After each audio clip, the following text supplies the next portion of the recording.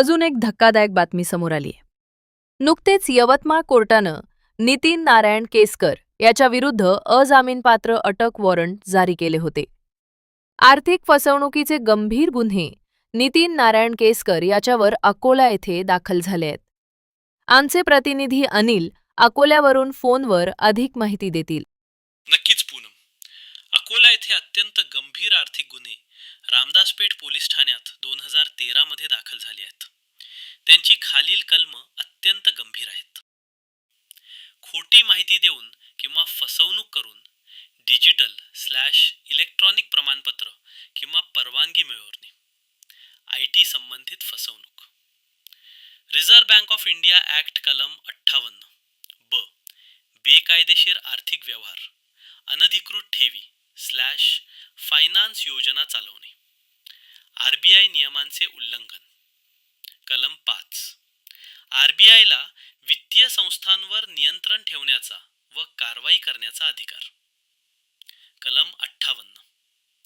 ERBI act अंतर्गत गुन्हे गंभीर आर्थिक गुन्हे मानले जातात.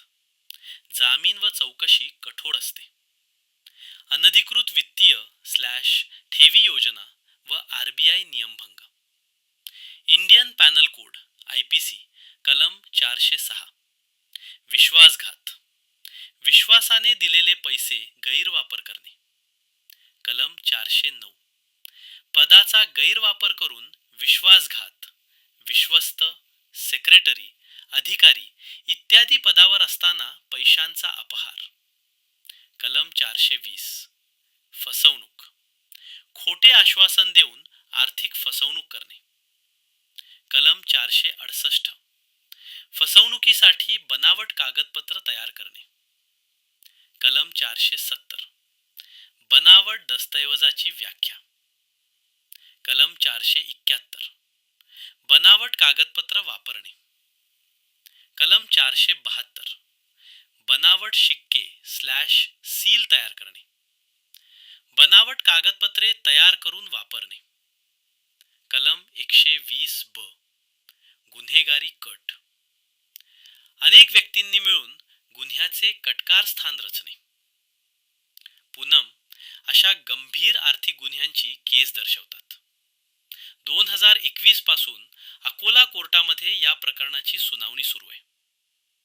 31 जानेवारीला एकही आरोपी कोर्टात हजर नव्हता.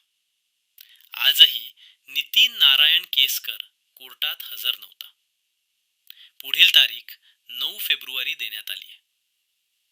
माझी या केसवर सतत नजर आहे. मी नक्कीच अद्ययावत माहिती देत राहीन. Over to Poonam. धन्यवाद अनिल. आमची पण बारकाईने ह्या केसवर नजर असेल.